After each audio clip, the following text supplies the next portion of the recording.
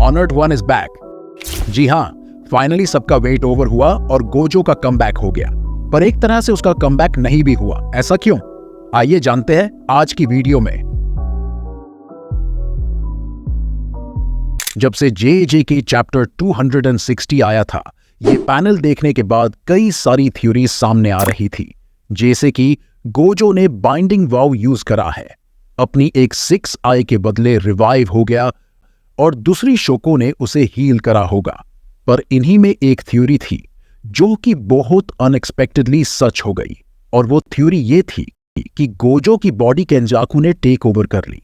और कुछ ऐसा ही हुआ है, लेकिन केंजाकू की जगह गोजो की बॉडी यूटा ने कब्जा ली। पर जैसे ही सुकुना गोजो को देखता है, उसका रिएक्शन कुछ ऐसा था।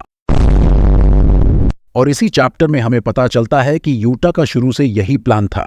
अगर गोजो सुकुना से लड़ते हुए मर जाएगा, तब यूटा गोजो की बॉडी यूज करेगा। और गोजो को इससे कोई भी तकलीफ नहीं थी, क्योंकि उसे लगता था वो नहीं हारेगा। और फिर कुछ ये हुआ। इसके बाद जब यूटा केंजाकू को हराता है, तब रिका को केंजाकू की बॉडी कंज्यूम करवाता है, और इससे अब यूटा के पास केंजाकू की टेक्निक आ जाती है, इसलिए वो गोजो की बॉडी यूज कर पा रहा है। इसीलिए गोजो वापस तो आ गया है, पर फिजिकली।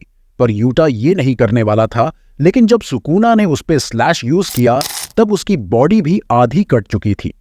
ये देखकर शोको गोजो की बॉडी स्टिच करती है और यूटा स्विच करता है गोजो की बॉडी में। और यही मोमेंट है जिस पे गोजो के फैंस को थोड़ी खुशी भी है और गम भी, क्योंकि उसकी बॉडी तो है पर वो नहीं है। और यही ये भी पता चलता है कि गोजो अब वापस नहीं आएगा, और यूटा बहुत रिस्क लेके गोजो की बॉडी यूज कर रहा है। क्योंकि इसके 3 रीजन दिए हैं मैंने। पहला ये कि अगर यूटा सोल और बॉडी को मैनेज नहीं कर पाया तो वो मारा जाएगा। दूसरा ये कि वो एकदम से नहीं पर थोड़े देर बाद मारा जाएगा। और तीसरी ये कि अगर वो ये टेक्निक बस एक बार यूज कर सकता है, तो वो ये टेक्निक यूज करने के ठीक 5 मिनट बाद मारा जाएगा। और फिर यूटा और सुकुना अपना डोमेन ओपन करते हैं। सुकुना ओपन करता है मैलेवोलेंट श्राइन, यूटा ओपन करता है इन्फिनिट वॉइड।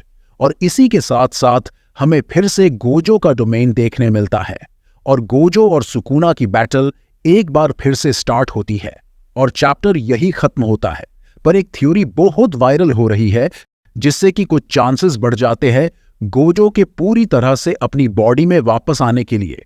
अगर आपको याद हो, जब शिबुया में केंजाकू गोजो को सील करने वाला होता है और गोजो बोलता है, और कितना अपने आप को यूज करने दोगे सुगुरो, और तभी थोड़ी देर के लिए केंजाकू अपना कंट्रोल खो देता है गीटो की बॉडी से। तो इसी पे फैंस बोल रहे हैं कि अगर ऐसा होता है कि यूटा को कुछ ऐसा दिख जाए या सुनाई आ जाए जिससे कि गोजो अपनी बॉडी पे थोड़ी देर के लिए आए, लेकिन यूटा उसे अपना पूरा कंट्रोल दे दे, जिससे कि गोजो अपनी बॉडी अपनी तरह यूज कर सके, जिससे कि वो सुकुना को हराने में हेल्प करे। और ऐसा हो भी सकता है। बाकी आज की वीडियो के लिए इतना ही।